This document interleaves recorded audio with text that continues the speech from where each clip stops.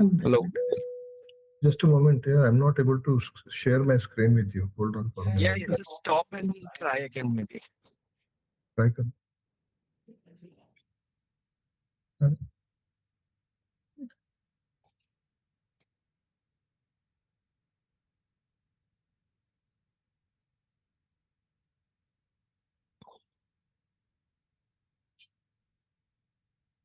Can you help me, Shantanu? Rather than me pressing buttons here and there, can you help me out? Just stop the share. Stop the share? Okay, just a moment. Stop sharing. Yeah, now start sharing again. Now tell me. Start sharing again. Should I share it again? Yes. This is un- Can you hear me? Or can you do it for me? No, like I mean, you'll only have to do. There is the share button, right? Share screen Yeah, I've button. done the share button. Now here, after I do the share button, tell me what do I do? Should I say entire screen? Hello. इथं केल्यावर होऊन जायचं ना आता हे केलं आता होत नाही ना असं होतं ते असंच होतं आणि नेहमी Or maybe just close this window and try again. Or will yeah, I see your screen now. Is it? Can you see the screen now? Yes, I can. Just minimize the screen and open your software. Click on hide on this. When you press stop sharing, just click on hide. Yeah, I can see the software, but you just have to get rid of all the. Yeah, just close this window. Yeah, and click on hide. Yeah, so I see the software now. Is it possible for you to join for the? You're sitting there. Okay, Shantanu, so probably we'll go ahead now. Yes. So see today, rather than showing every kind of a screen on present ERP, I will try and explain you the procedures, and then maybe today later after half an hour or so, or maybe tomorrow I'll show you the actual screens. Because first I have to tell you about the ERP procedures, the work, I mean the flow. That if you understand, then you'll understand the screens better. That's what I feel. Okay, perfect. So today what I would like to cover is purchase orders. Okay. Now there are different kinds of purchase orders. Okay. For example, there is a raw material purchase order, there is a plant and machinery purchase order. Then there are some different kind of material which do not fall into these two also. Those kind of purchase orders. Okay. Then we have an imported raw material purchase order. Okay. Just a moment. Let me go to purchase orders over here.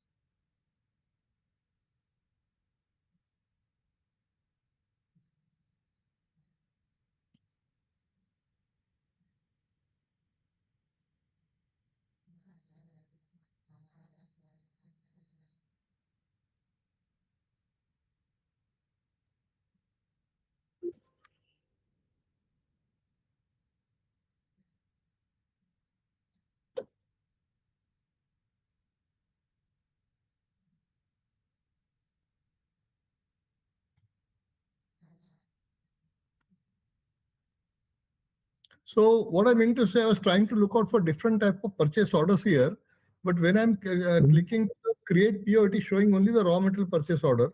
There has to be different types of purchase orders also coming up over here.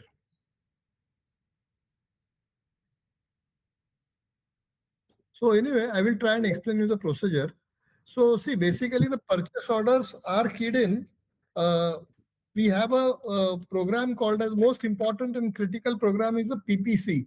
Full form of PPC is Production Planning and Control. Hmm.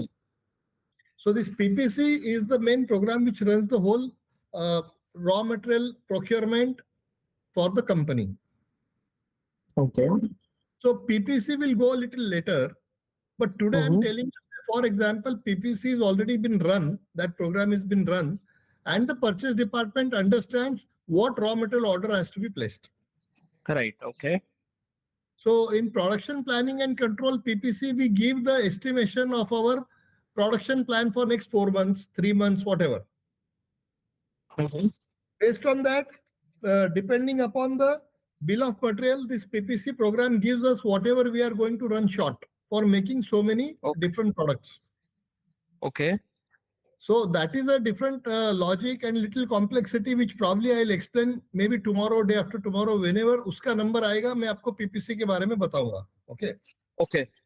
Actually, today we are facing our ISO external audit. The auditors are over here. And Okay. Swati being the management representative, the main post in ISO handling, she'll be busy the whole day. अच्छा ठीक है. So that's the reason I'm not able to show you PPC, because PPC is controlled by her only. अच्छा ठीक है. So basically what I'm trying to tell you is the PPC gives us the output that what all raw material orders to be placed by the purchase department to begin Okay. there. Now today probably I will be just explaining you the procedures, the actual screens, the attributes and other things I may show you later. So Okay. what the purchase department does is it places the order for all the raw material. Right. Okay. After placing the orders of raw material, the suppliers get all the orders by email. Mhm. For all the items for which we are placing the orders, the Right. quality plan and quality drawing gets attached automatically in attachments when we send the email to the vendors or the suppliers. Mhm. Because every item has a quality plan and quality drawing. Okay. Means there are certain items which only has the quality plans, and there are some items which has got quality plans and quality drawings also, which we saw last time, yesterday. Right. So those mails have been sent to the suppliers. Okay. So there are a lot of other procedures at the time of placing the purchase orders, like the how do we define the pricing and the estimated time of arrival, and accordingly the suppliers should send the material within that time. Otherwise, follow-ups from the purchase department. If the price is increasing while placing the order, then what are the price validation procedure? Who validates the increased price? And then only the order will be ultimately placed. All those kind of things are there. Mhm. So ultimately say orders have been placed and then the material comes to the factory from the supplier. Mhm. So after the material comes to the factory, then there is a procedure called as a good receipt note, GRN.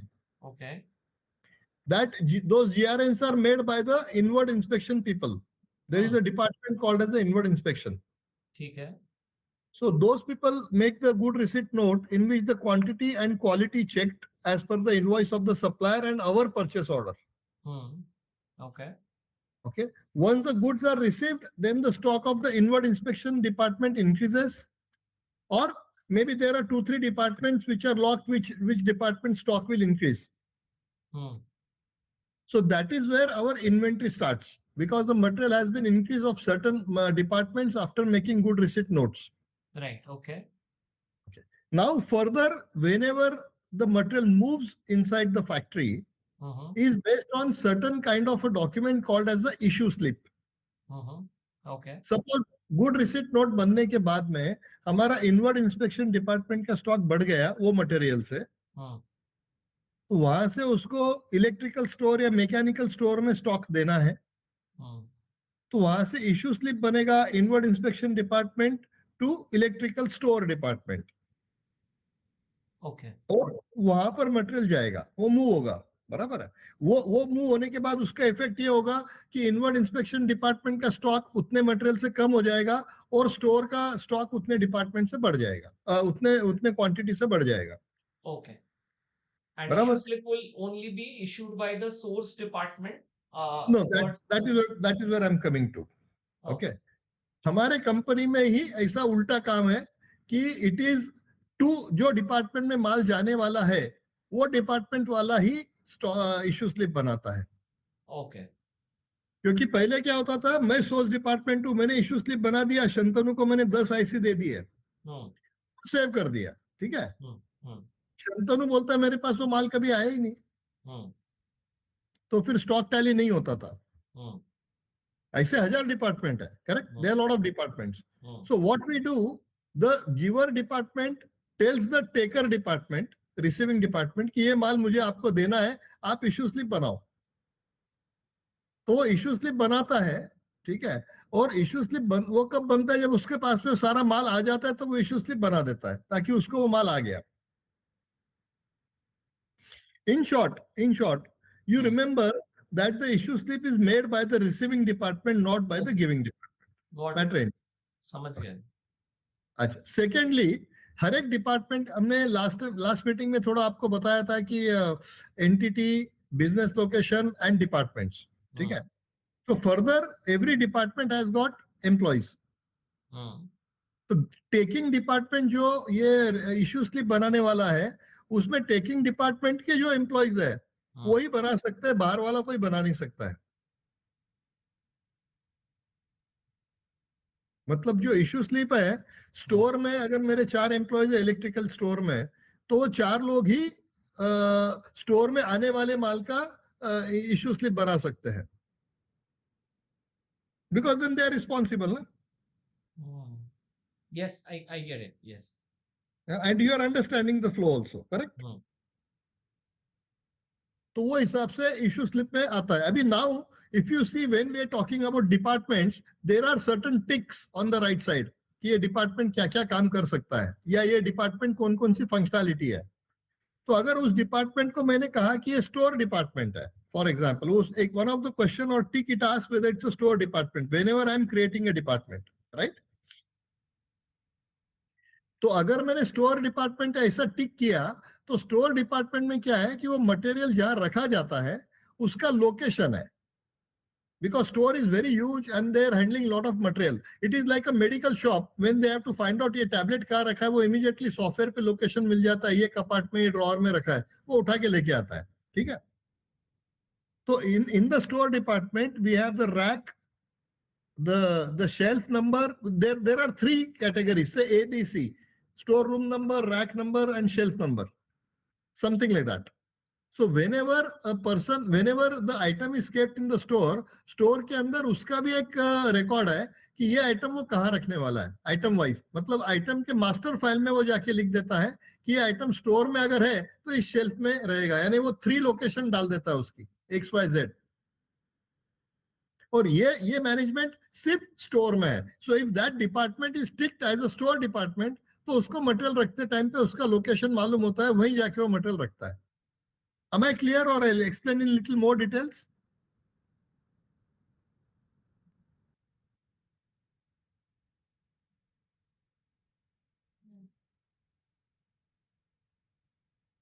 Shantanu, Yes. am I clear on this, or should I explain this little slowly once again? Yeah, little slowly would be better. Yeah, I'll explain again. See, when we create a department, there are some questionnaires in the form of ticks, which I explained yesterday. Yes, the functionality, the roles that we see on the right. Perfect. So Yeah. one of the question or one of the ticks is it a store? That is what the question is asked when I create a department. Yes. So if I'm telling you now about electrical store. So electrical store is the name of the department. The functionality store को अगर मैंने tick कर दिया, तो then it becomes a store department for ERP. Okay. And if it is a store department, see, normally, whenever I'm sending X material from one department to another department, the receiving department is going to make a issue slip Right. and the stock of that issuing department will increase and the Right. giving department will reduce. That's a Yes. simple logic. Yes. But when the material is going to a department which is a store department, Hmm. so in store department, the material keeping के लिए location है. Only in the store department those locations are there. Hmm. Those are 3-level location. Hmm. तो वो मैं जब भी material वहां पे रख रहा हूँ, जैसे अभी मान लीजिए कि स्टोर डिपार्टमेंट ने इश्यू स्लिप बनाया inward inspection to store department, ठीक है, तो इनवर्ड इंस्पेक्शन डिपार्टमेंट का स्टॉक कम हो जाएगा, स्टोर डिपार्टमेंट का बढ़ जाएगा, ठीक है, लेकिन वो मटेरियल रखने का मैंने लोकेशन दिया हुआ है ईआरपी में, because it is been kept in the store department. Okay. Stock तो स्टोर डिपार्टमेंट का एज अ होल बढ़ेगा, as a generalized issue slip का जो फंक्शनैलिटी है, तो स्टॉक तो इलेक्ट्रिकल स्टोर का बढ़ेगा, लेकिन वो बंदा स्टोर में रखते टाइम पे उस पर्टिकुलर लोकेशन पे जाके रखने वाला है, क्योंकि स्टोर डिपार्टमेंट में वो मटेरियल कहाँ रखना है उसका डेटा एंट्री है. That's all I am trying to explain. Okay. Stock store department का ही बढ़ेगा, लेकिन स्टोर डिपार्टमेंट में माल रखते टाइम पे वो पर्टिकुलर आइटम का कोड, वो कौन से लोकेशन पे रखना है स्टोर में, उसके 3 लेवल का डेटा एंट्री ऑलरेडी होता है. वहीं जाके वो माल रखता है बंदा. वो स्टोर वाला देख लेता है कि माल कहाँ रखना है, store room number 2, self number 5, drawer number या रैक नंबर 5 और सेल्फ नंबर 7, वो उसको वहां दिखता है, वो वहां ले जाके रख देता है उसको, ताकि वो निकालते टाइम भी उसको आसानी से मिले. तो ये फंक्शनैलिटी हमने स्टोर में दी हुई है, इसीलिए वो डिपार्टमेंट क्रिएट करते टाइम पूछता है is it a store department. Okay. अभी समझ में आ गया? Yes, clear. हाँ, अभी मैं थोड़ा आगे बढ़ता हूँ. राइट. तो ये हो गए नॉर्मल इश्यू स्लिप्स जो कि रिसीविंग डिपार्टमेंट बनाता है और गिविंग डिपार्टमेंट उसको माल देता है. गिविंग डिपार्टमेंट का स्टॉक कम हो जाता है, रिसीविंग डिपार्टमेंट का स्टॉक बढ़ जाता है. Right. Very simple. Once the issue slip is saved, the effect is stock का गिविंग डिपार्टमेंट का कम होता है और रिसीविंग डिपार्टमेंट का स्टॉक उतने इश्यू स्लिप के मटेरियल से बढ़ जाता है. Simple. Okay. Now there are basically 3 types of issue slips what we have. One is this simple issue slip which I described. Okay. Number 2, we call it as an assembly issue slip. Okay. Just a moment. Yeah.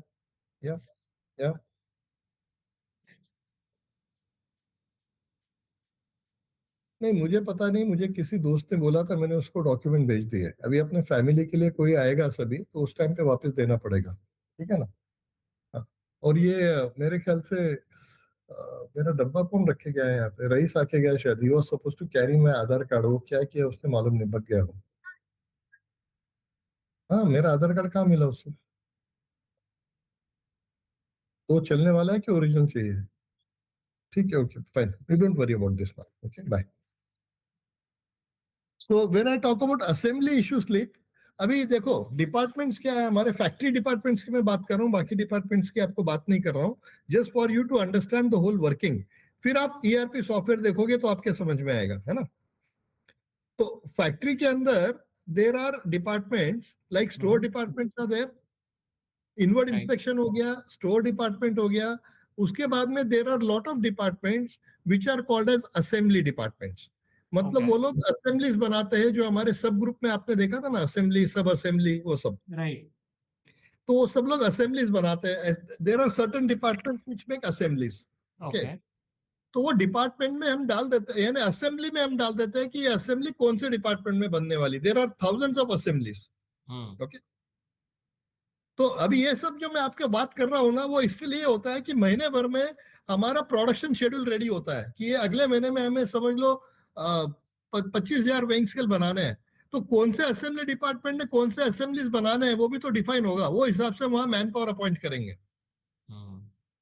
थोड़ा समझने की कोशिश करिए, समझ रहे हैं आप मैं जो बोल रहा हूँ, ठीक है ना. We have got inward inspection department, then we have got store departments, then we have got assembling departments, then we have finished product manufacturing departments. Okay. Then we have got finished product storage, जहां पर हम finished product को रख रहे हैं. हाँ. Then we have got dispatch departments, जहां से हम माल डिस्पैच करते हैं। Right. तो इन नटशेल हमारे पास में इनवर्ड इंस्पेक्शन डिपार्टमेंट है, हमारे पास में रॉ मटेरियल रखने के लिए स्टोर डिपार्टमेंट्स है, फिर हमारे पास में असेंबलिंग डिपार्टमेंट्स है, फिर असेंबलिंग डिपार्टमेंट फिर से वो स्टोर में ही रखा जाता है। मतलब असेंबलिंग बनने के बाद माल फिर से स्टोर डिपार्टमेंट में जाता है। फिर हमारे पास में फिनिश प्रोडक्ट मैन्युफैक्चरिंग डिपार्टमेंट से फिनिश प्रोडक्ट मेकिंग डिपार्टमेंट है। फिर वहां से हमारे पास में क्वालिटी कंट्रोल डिपार्टमेंट है, वो भूल गया था मैं। मतलब फिनिश प्रोडक्ट बनने के बाद वो क्वालिटी डिपार्टमेंट में शिफ्ट होता है, वहां पर उसकी क्वालिटी चेक होती है, फिर वहां से वो फिनिश प्रोडक्ट के वेयर हाउसेस में जाता है, फिर वहां से वो डिस्पैच के डिपार्टमेंट में जाता है और वहां से माल डिस्पैच होता है। This what I am telling you is ERP का बेस है। कहीं पर भी आप जाइए मटेरियल ऐसा ही मूवमेंट होने वाला है फैक्ट्री में। Am I right or I'll repeat? Yeah, right. समझ आ रहा है ना आप लोगों को मैं क्या बोल रहा हूँ? So now that is why, और हर एक डिपार्टमेंट के फंक्शनैलिटीज अलग अलग होते हैं। इसके लिए जब हम डिपार्टमेंट क्रिएट करते हैं तो पूछता है स्टोर डिपार्टमेंट है क्या, ये फिनिश प्रोडक्ट डिपार्टमेंट है क्या, वगैरह। Okay, now I am coming back to issue slip. Are you there? Are you able to understand Shantanu? Yes. या तो पहला हमारा जीआरएन बनेगा, जीआरएन से इश्यू स्लिप बन के मटेरियल स्टोर में आ जाएगा। वहां तक हम आ चुके हैं, ठीक है। अभी क्या है कि स्टोर में आने के बाद में हमारे पास में ऐसा पीसीबी का एक डिपार्टमेंट है जो पीसीबी असेंबली करता है। असेंबली डिपार्टमेंट है जो पीसीबी पे अलग अलग इलेक्ट्रॉनिक कंपोनेंट चिपकाता है, बराबर। अब उस डिपार्टमेंट को स्टोर में माल देना है, तो मुझे मान लीजिए 500 मदरबोर्ड बनाने हैं XYZ कोड नंबर के, या मेरे को 200 डिस्प्ले बोर्ड बनाने हैं, या मेरे को 100 पावर बोर्ड बनाने। These are all the assemblies which I want to make, correct. तो अभी स्टोर वाला वो असेंबली डिपार्टमेंट को जब भी माल देगा तो वो असेंबली इश्यू स्लिप में जाएगा। He will not go into regular issue slip. Regular issue slip में क्या होगा, मुझे 10 आईसी चाहिए, 2 पीसीबी चाहिए, ब्लैंक पीसीबी, वो जनरलाइज इश्यू स्लिप हो गया। लेकिन मुझे क्या करना है कि मुझे 500 मदरबोर्ड बनाने हैं, तो मैं इश्यू स्लिप कैसे बनाऊंगा कि मैं वो मदरबोर्ड सिलेक्ट करूंगा, वो असेंबली सिलेक्ट करूंगा, और उसके बीओएम और मैं 500 क्वांटिटी डालूंगा, तो उसके बीओएम के हिसाब से 500 से मल्टीप्लाई करके पूरा इश्यू स्लिप बनेगा। एक एक आइटम का नहीं बनाऊंगा मैं कि ये 200 चाहिए वो 100 चाहिए। मैं उसकी असेंबली की बीओएम के हिसाब से 500 असेंबली बनानी है, तो वो असेंबली के बीओएम के हिसाब से मल्टीप्लाई में 500 होके वो इश्यू स्लिप बनेगी डायरेक्टली। समझ? am I clear, sir?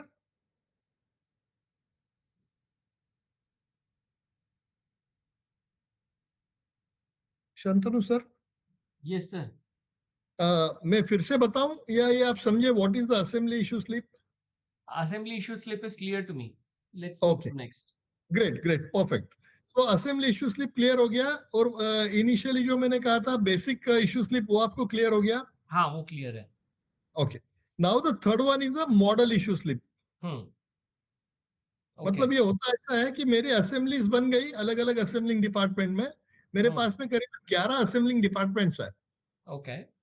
तो उनको स्टॉक स्टोर से दिया गया असेंबली इश्यू स्लिप के ऊपर, वहां पर उनकी असेंबली बन गई। अभी थोड़ा और बात करूंगा before I go to model issue slip.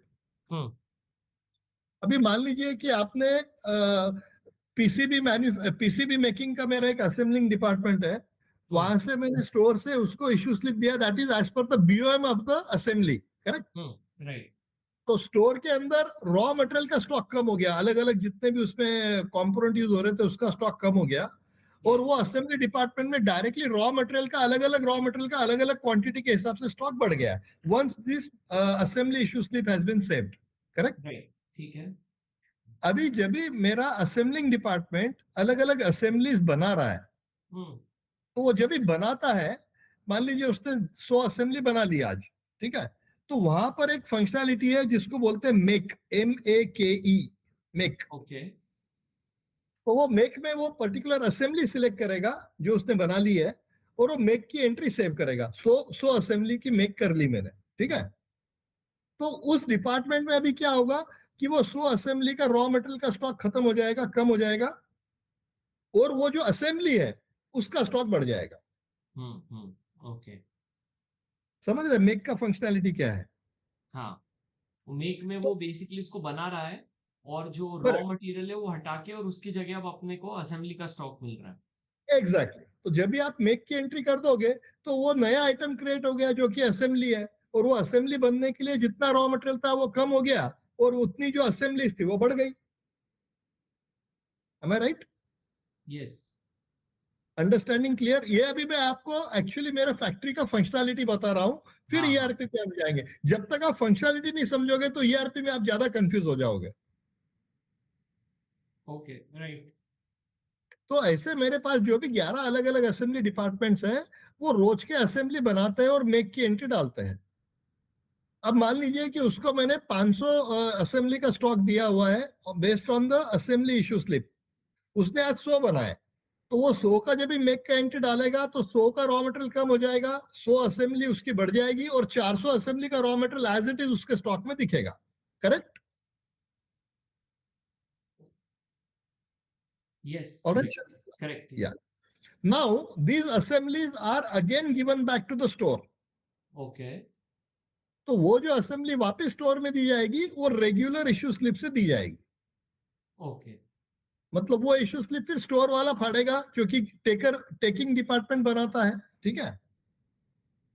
तो वो 100 असेंबली जो बन गई है उसकी से XYZ assembly department to store ऐसी इश्यू स्लिप स्टोर वाला बनाएगा और वो असेंबली अपने पास खींच लेगा. Okay. Alright? All clear so far? All you understand the workflow, that is more important here. Software पे हम बाद में बात करेंगे. तो यहां तक वर्कफ्लो आप समझ चुके हैं, बराबर है? यस. कोई डाउट इसमें है तो मैं फिर बताऊंगा शांति से, लेकिन यहां तक शायद समझने में कोई दिक्कत नहीं होगी कि ऑर्डिनरी इशू स्लिप क्या है, regular issue slip, assembly issue slip में as per the BOM issue slip बनती है, फिर मेक की एंट्री असेंबलिंग डिपार्टमेंट पास करता है जिससे रॉ मटेरियल कम होता है, असेंबली बढ़ जाती है, और फिर स्टोर वाला रेगुलर इशू स्लिप से वो असेंबलीज खुद के पास ले लेता है. All clear?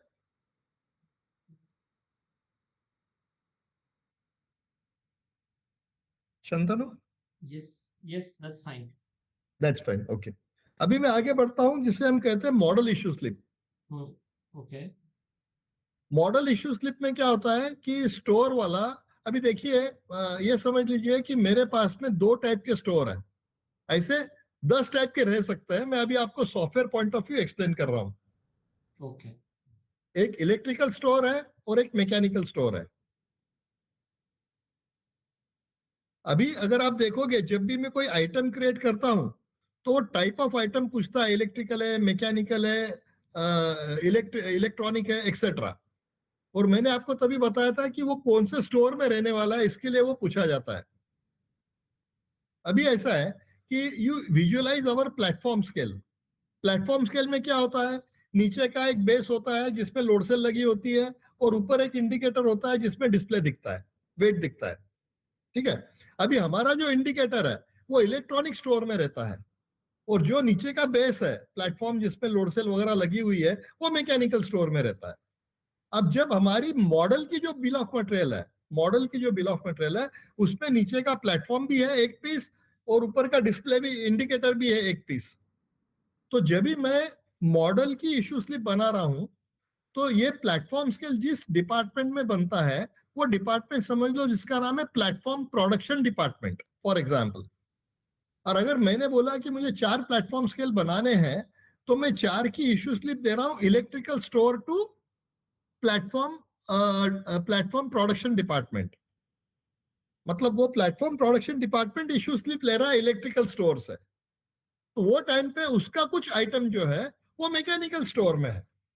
तो mechanical store to platform production की अलग इशू स्लिप बन जाती है ऑटोमेटिकली, और electrical store to platform production की इशू स्लिप जब मैं बनाता हूं तो वो अपने आप बनती है, उसका इशू स्लिप नंबर अलग आ जाता है, नेक्स्ट नंबर आ जाता है, क्योंकि वो दोनों चीजें जब इसके पास में आएगी तभी वो प्लेटफॉर्म बना सकता है. इसके लिए इसको मॉडल इशू स्लिप अलग टाइप का हमने टाइप बनाया है. असेंबली इशू स्लिप में ये नहीं होता है, मॉडल इशू स्लिप में ये होता है. इसके लिए मॉडल इशू स्लिप बनते टाइम पे electrical store to production department और mechanical store to production department, उसके बीओएम में जो जो भी आइटम है वो इश्यू स्लिप अपने आप बन जाती है। तो दोनों स्टोर वाले लोग माल निकाल के प्रोडक्शन प्लेटफॉर्म वाले को देते हैं उनके इश्यू स्लिप के हिसाब से। Is this clear or you need little more slowly understanding on this issue, on this matter?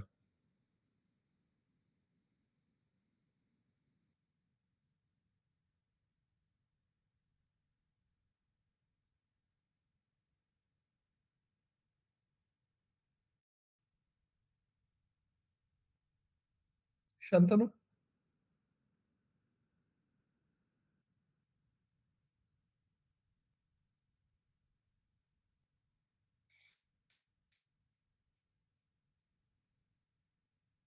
Shantanu? Yes. Please continue. Sorry? Yeah, can we continue? Yes, you understood here so far? Yes. So now actually what happens is when I'm making a model issue slip, वो फिर मैं थोड़ा गलत बोल दिया, ये model issue slip नहीं होता है, ये कॉम्बिनेशन इश्यू स्लिप होता है। Combination is a combination of model plus accessories. Yes. बराबर? तो ये एक्चुअली कॉम्बिनेशन इश्यू स्लिप बनता है। This is the third type of what do you say, the issue slip. The first one is normal, the second one is assembly, third one is a combination issue slip. Okay, fine.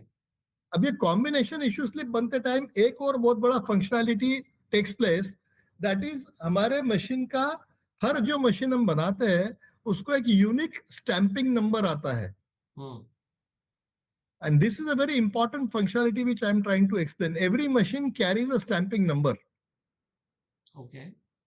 तो वो item हम create करते time जब भी हम बोलते हैं model है, तो उसी टाइम पे वो उसमें जो राइट साइड में जो टिक्स दी हुई है उसके अंदर वो आ जाता है कि इसको स्टैंपिंग नंबर है कि नहीं है वगैरह।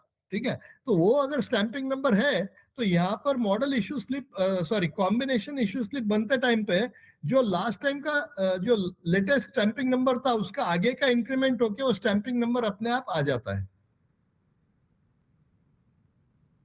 मतलब कि जब मैं फाइनल प्रोडक्शन डिपार्टमेंट को कॉम्बिनेशन इश्यू स्लिप से माल दे रहा हूं तो उसकी जो इश्यू स्लिप आती है उसके ऊपर एक आगे का स्टैंपिंग नंबर प्रिंट होके आ जाता है।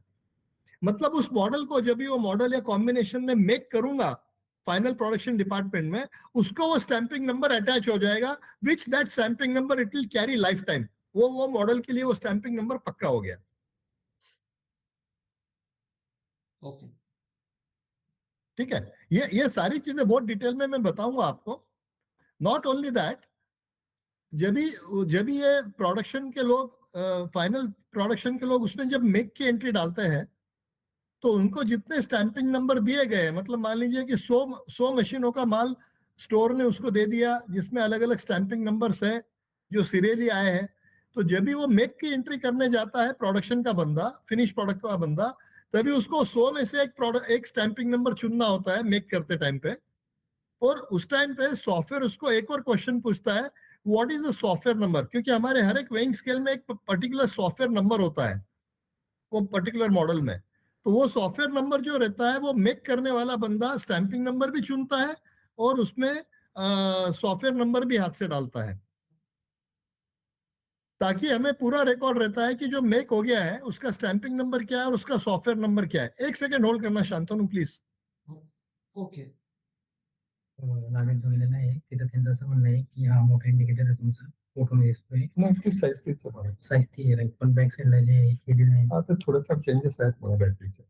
मग नाविक म्हणतोय की आपण छोटे इंडिकेटर पर डाल सकते हैं कि फोटो वगैरे नाही, याच्यावर आपण मॉडेल अप्रोल मध्ये फोटो बनवू काहीच करू शकत नाही, ती ताकद आपल्यामध्ये नाही। मॉडेल अप्रोल कसं का बनवू? बरोबर तर थोडेफार आमचे डायज मध्ये चेंजेस आहेत म्हणा, तेवढे प्रत्येक मॅन्युफॅक्चरर नॉर्मली करत असतो ओके असं सांगायला हवं। ठीक साईज तीच आहे म्हणा, साईज मध्ये नाही फरक आहे, पण ओव्हर अ पिरियड बॅटरीचा टाईप बदलला यस त्याच्यामुळे ते थोडेफार आमचे डायज मध्ये चेंजेस झाले, तसं एक्सप्लेन करायचा प्रयत्न करा।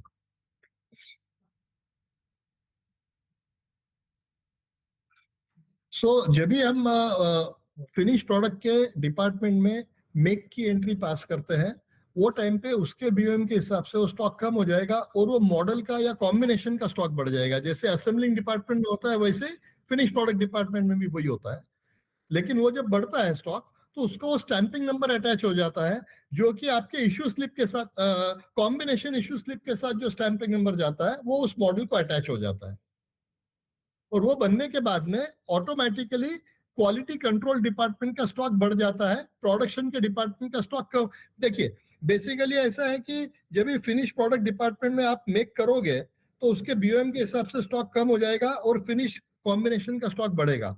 फिर वहां से आप क्वालिटी कंट्रोल डिपार्टमेंट में फिर इश्यू स्लिप से माल दोगे। उसकी जगह हमारे यहाँ पर कुछ ऑटोमेशन किया हुआ है कि जब भी फिनिश प्रोडक्ट का स्टॉक बढ़ता है फिनिश प्रोडक्ट डिपार्टमेंट में, उसका स्टॉक अपने आप कम होके क्वालिटी डिपार्टमेंट का स्टॉक बढ़ जाता है, यानी वो इश्यू स्लिप जो है वो ऑटो क्रिएट हो जाती है। और क्वालिटी कंट्रोल ने सब कुछ चेक करने के बाद में वो फिनिश प्रोडक्ट डिपार्टमेंट में, सॉरी स्टोरेज में, फिनिश प्रोडक्ट स्टोरेज डिपार्टमेंट की इश्यू स्लिप बना देता है। मतलब वो डिपार्टमेंट लेने वाला डिपार्टमेंट बना लेता है और वो फिनिश प्रोडक्ट खुद के पास ले लेता है। तो इसमें अगर हमें कहीं पर भी मूवमेंट जो होती है वो एक डिपार्टमेंट से दूसरे डिपार्टमेंट में जाने के लिए अगर मान लीजिए ऑटो करनी है, इश्यू स्लिप नहीं बनाना है, मेक हो गया और उसके बाद में इमीडिएटली जहां नेक्स्ट डिपार्टमेंट में माल जाना है उसका स्टॉक अगर ऑटो बढ़ाना है, तो वो एक फीचर एज अ पावर दिया हुआ है। वैसा अगर हम टिक करते हैं तो ऑटोमेटिकली उस डिपार्टमेंट का स्टॉक बढ़ जाता है, बीच में का एक इश्यू स्लिप बनाने का काम बच जाता है।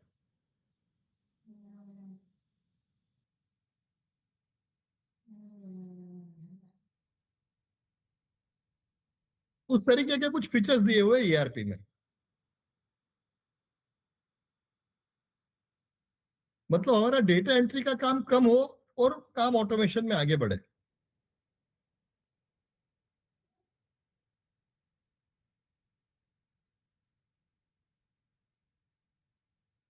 Is that clear Shantanu?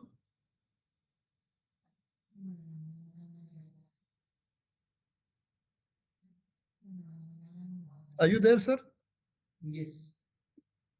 So I will in short repeat that the purchase department will place the order based on the output of PPC program, production planning and control. The material will be received at the inward inspection department where GRN will be made, good receipt notes will be made. Further, the material will be moved to the store department by the help of a issue slip. Store department will give the material to various assembling departments with the help of assembly issue slips. Again, those ready assemblies will come back to the store with the help of a regular issue slips.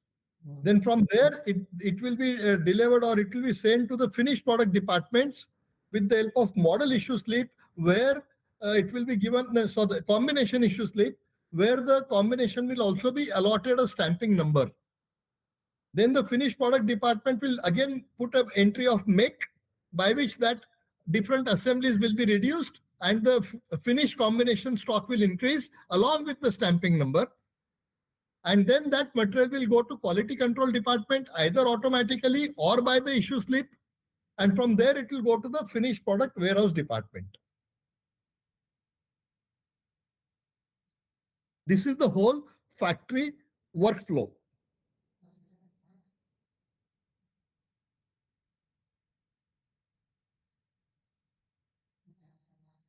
If this is clear, then probably I will show you everything, how it goes on ERP. Then there are some little bit things, like say for example, I am giving a assembly issue slip, लेकिन उसके अंदर मेरे पास कुछ material short है, पूरा नहीं है store में, है ना?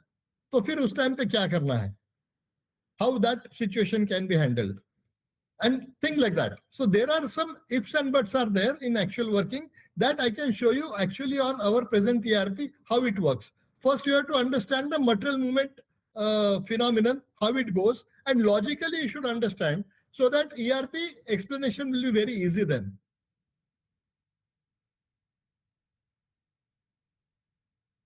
Is it correct now, Shantanu?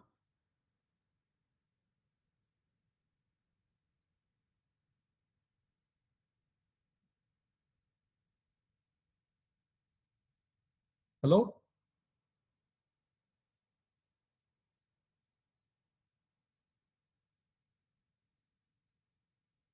Shantanu?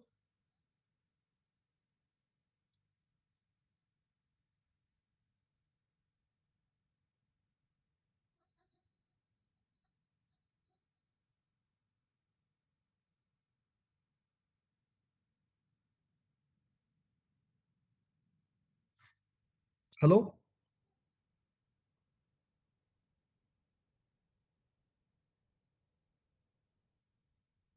Shantanu? Yes, this is clear. Yeah, I think in between, are you handling something else while I'm discussing things with you, or because you are No. becoming totally blank? Yeah, like I mean, there was this message which was going on, but I'm listening also because see on the screen there is not much happening, so I'm listening to you also. So that's okay. Yeah, so if you want, I'll repeat the whole conversation once again because I don't think you were online listening to me what I said last No, time. I was listening. I clearly heard about the issue slips, the you know the Yeah, I'll assembly. just give me 2 minutes and be online so that I'm just ending this. Yeah, That okay. the purchase orders are placed based on the results of PPC program. Mm-hmm. Raw material comes, the GRN is made in the inward inspection department. Mm-hmm. After the GRN is made, it goes to the particular store departments through a issue slip. Okay. From the store, it goes to various assembling departments based on the assembly issue slips because those Okay. are as per the bill of material. Yes. Then assembly departments make the entry of make. Assemblies are made and assemblies are sent back to various store departments through again the ordinary issue slips. Okay. Then from the store, the material goes to the final production departments based on the combination issue slips. Okay. Combination issue slip also carries the material from various store departments, even if the issue slip is made from a single store department. Mm-hmm. And when the combination issue slip is made, a particular stamping number is allotted to that particular combination, and then it goes. Okay. Then final make is made in the finished product department where the stamping number is attached to that particular combination. Mm-hmm. From there, it goes to the quality control department, either by a issue slip or automatically, whatever has been selected. Okay. After the quality check is done, it goes to the finished product department through an issue slip. Okay. Fine. And this whole movement, if you just visualize as a factory owner of this kind of a manufacturing unit, you will understand the whole thing very clearly. Right. No, that's okay. Okay. So now further we'll discuss about the format of the issue slip, format of a assembly issue slip, format of a combination issue slip, and how actually it works on our present ERP. Right. Okay. So that probably we may take up tomorrow or day after tomorrow. Once Okay. Swati is available, Right. I will show you every details of this, but the working to understand was very important. That's what I tried to cover today. Yeah, that's okay. So should we stop it here Yeah, let's stop here. today, right? So you understood the material movement at least very clearly in the factory. Yes, yes, very clearly. So now tomorrow or day after, when Swati ma'am is here, our agenda would be to actually see the creation and the formats of these slips. Exactly. See, actually, the ISO audit we are facing, the external ISO audit was what I told you. It will go on for 2 days, today and tomorrow. Okay. So tomorrow, if Swati is not available, let me check the timing. But afternoon, if she becomes free, then I'll show you the actual ERP of this complete thing. If not, I will tell you functionality details of some other part by tomorrow. Yeah, And yeah, then day that's after tomorrow, I'll show you everything on the ERP. sure, no problem. All right, Shantanu. So we Yeah. stop it over here. Thanks. Yeah, we stop. Yeah. Bye. All right, bye.